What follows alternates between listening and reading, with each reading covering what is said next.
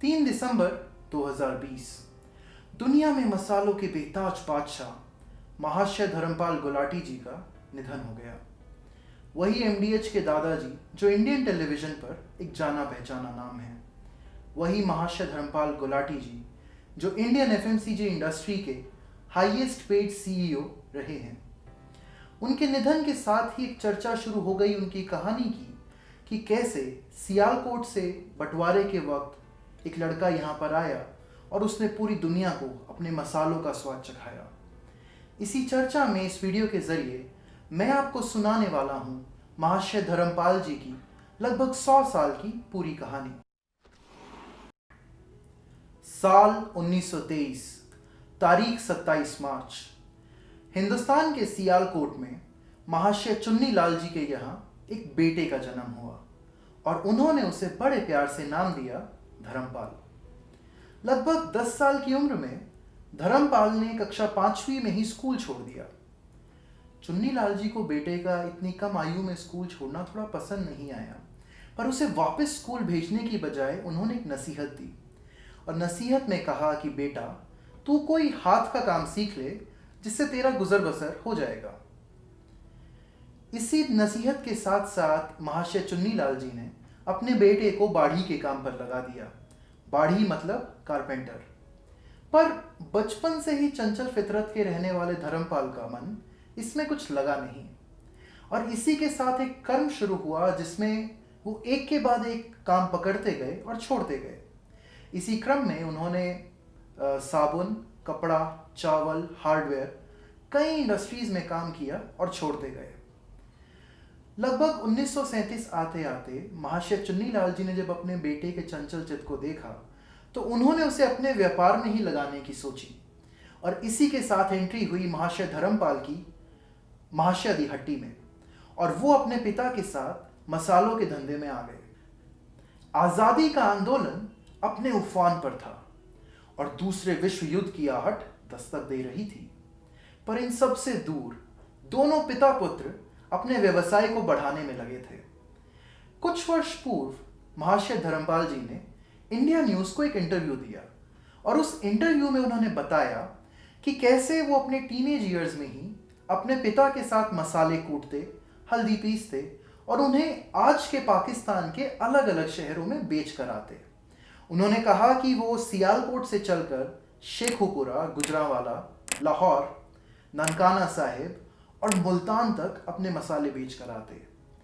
इस पूरे प्रकरण में हुआ ये कि महाशय दी हट्टी उस इलाके में सियालकोट के देगी मिर्च वालों के रूप में फेमस होने लगी।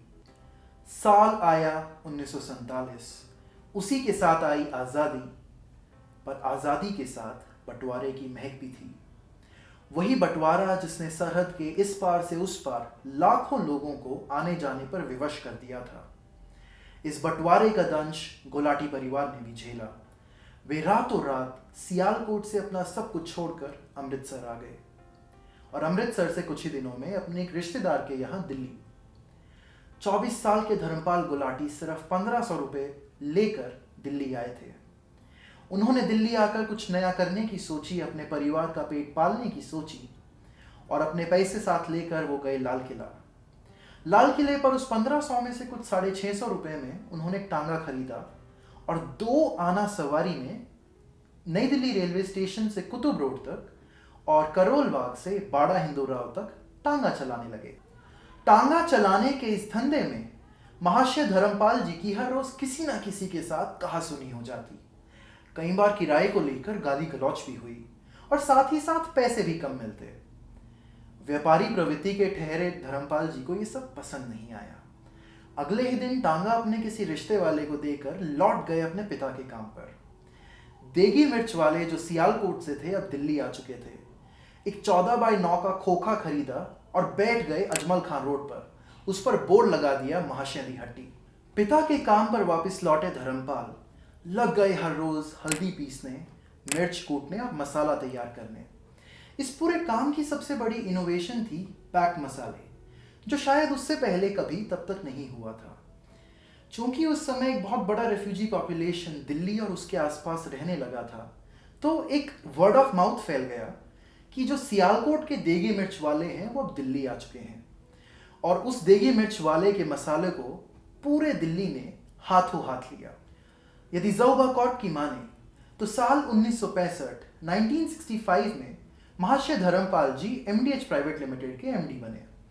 लेकिन व्यापार उससे पहले भी था और वो उस व्यापार इतना फैल चुका था कि सन 1953 1953 में ही उन्होंने चांदनी चौक में दूसरी दुकान खोल ली। उन दिनों बैंक से लोन लेने का रिवाज नहीं था, पर सियालकोट पाकिस्तान में अपना सब कुछ छोड़कर आए धर्मपाल के पास खोने के लिए कुछ नहीं था। उन्होंने रिस्क लेकर बैंक से लोन लिया, कीर्ति नगर में एक प्लॉट खरीदकर वहां पर मसालों की फैक्ट्री लगाई, जिसके परिणाम स्वरूप आज उनके 65 से ज्यादा प्रोडक्ट्स दुनिया के 100 से ज्यादा देशों में एक्सपोर्ट होते हैं। साथ ही साथ ये उनके नाम की ही ख्याति है कि उन्हें कभी ब्रांड एम्बेसडर की ज्यादा जरूरत नहीं पड़ी। इतना ही नहीं, एमडीएच प्राइवेट लिमिटेड की मार्केट वैल्यू करीब करीब 2000 करोड़ से ज्यादा की बताई जाती है। अब एक सवाल जो मन में आता है वो ये है कि इनके बिजनेस का सीक्रेट क्या है। इसका जवाब खुद महाशय जी ने दिया और उन्होंने कहा कि जिसका माल बढ़िया होता है, ग्राहक उसके पास आहिस्ता आहिस्ता आ ही जाता है। महाशय धर्मपाल जी was not just a business tycoon, but also a fine philanthropist. उनका ट्रस्ट आज भी करीब करीब 20 से ज़्यादा स्कूल देश भर में और दिल्ली में एक ट्रस्ट हॉस्पिटल चलाता है। Not just that, महाशय Dharmpal opened his heart to contribute actively to help India fight on front line against COVID-19. इसी के साथ साथ करीब 21 करोड़ की सैलरी वो जो हर साल लेते थे, उसमें से up to 90% was given back to the society. महाशय धर्मपाल जी was given Padma Bhushan in 2019 by Honorable President of India. और इस वीडियो का जो अंत है वो मैं उनके मूल मंत्र के साथ करना चाहूँगा, जिसमें उन्होंने कहा था कि खूब मेहनत करो, ईमानदार रहो और सबसे मीठा बोलो।